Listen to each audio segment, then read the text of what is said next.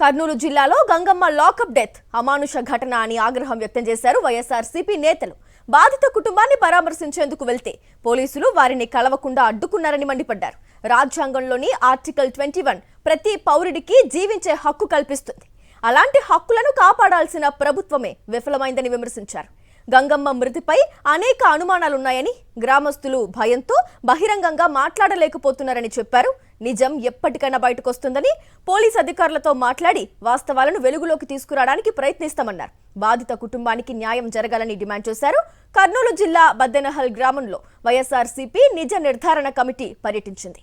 ఇటీవల lockup death కు గురైన గంగమ్మ కుటుంబ సభ్యులను వైఎస్ఆర్సీపీ నిజ నిర్ధారణ కమిటీ బృందం కలిసే ప్రయత్నం చేసింది. రైట్స్ వైలేషన్ జరిగిందని ప్రజలంతా మాట్లాడుకుంటున్న నేపథ్యంలో ఆర్టికల్ 21 ప్రకారం జీవించే హక్కు ఉందని నమ్మే ఈ భారత రాజ్యాంగ పరిధిలో వాస్తవం కనుక్కుందాం అని వైఎస్ఆర్ కాంగ్రెస్ పార్టీ తరఫున నిజ నిర్ధారణ కమిటీకి రావడం జరిగింది. యాక్చువల్లీ ఏం జరుగుతుంది అనుకుంటూ వచ్చామో అట్లే జరిగింది. గ్రామంలో మాట్లాడితేనేమో వాళ్ళ కుటుంబ సభ్యులు ఉదయం కూడా ఇక్కడే ఉన్నారని చెప్తా ఉన్నారు. ఇప్పుడేమో వాకెన్లు వేసుకొని పోయారు. సత్యాన్ని ఎంతో కాలం దాచిపెడతామని ఎవరన్నా అనుకుంటే అది వాళ్ళ భ్రమ మాత్రమే. The truth prevails. సత్యం బయటకు వస్తుంది. ఇక్కడికి వచ్చిన తర్వాత మరిన్ని అనుమానాలు, ఇంతకుముందు పేపర్ మీద లేక మీడియాలో వచ్చిన వార్తల పట్ల చూసిన తర్వాత వచ్చిన అనుమానాల కంటే కూడా ఇక్కడికి వచ్చిన తర్వాత మరిన్ని అనుమానాలు ఈ రోజున మన ముందుకు వస్తూ ఉన్నాయి. వీటన్నిటిని కూడా అసలు ఈరోజు సమాజం మాట్లాడుతూ ఉంది, కానీ గట్టిగా మాట్లాడడానికి ఈ ఊర్లో వాళ్ళు భయపడతా ఉన్నారు. ఏది ఏమైనా వైఎస్ఆర్ కాంగ్రెస్ పార్టీగా మానవ హక్కుల్ని, మనిషి ప్రాణాన్ని గౌరవించే వాళ్ళుగా గంగమ్మ మృతి పట్ల ఉంటుందంటే గుంపు అంటున్నారట. అసలు లేదు సార్ పోలీసులే అంటున్నారు. ఇంకొద్ది ఏమంటున్నారు, లేదు సార్ ఇది లేదు సార్, అవును సార్ అనే కథ కాదు ఇక్కడ. అసలు వాట్ ఈజ్ యాక్చువల్లీ హ్యాపెన్ అనే విషయం ఖచ్చితంగా బయటకు వస్తుంది.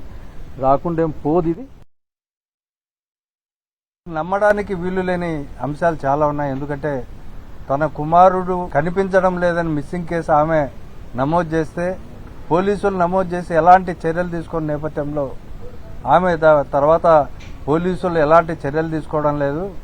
కాబట్టి మా అబ్బాయి ఎక్కడ పోయినాడో ఇంతవరకు తిరిగి రాలేదని చెప్పి ఆమె హైకోర్టును ఆశ్రయించడం, హైకోర్టు అక్కడ దీనిపైన ఎంక్వైరీ చేయమని చెప్పి ఒక సిట్ స్పెషల్ ఇన్వెస్టిగేషన్ టీంను ఏర్పాటు చేయాలని చెప్తే దాని ప్రకారం సిట్ను ఏర్పాటు చేయడం, వాళ్ళు దర్యాప్తు చేయడం, ఆ దర్యాప్తులో భాగంగా ఎవరైతే తప్పిపోయినాడో ఆ అబ్బాయి తల్లినే టార్గెట్గా చేసుకుని ఆమెను పోలీసులు చిత్రహింసలు పెడితే ఆమె లాకప్లోనే మరణించిందని, తర్వాత ఆమె కుటుంబ సభ్యులను కూడా బెదిరించి వాళ్ళ కూతురు చేత పొరపాటున పడి చనిపోయింది అని వాళ్ళను బెదిరించి వాళ్ళతో చెప్పించారని చెప్పేది కూడా ఇక్కడ రికార్డుల పరంగా తెలుస్తోంది. మరిన్ని అంశాలు వెలుగులోకి తీసుకురావడానికి మేము పోలీసులతో కూడా సంప్రదిస్తాం.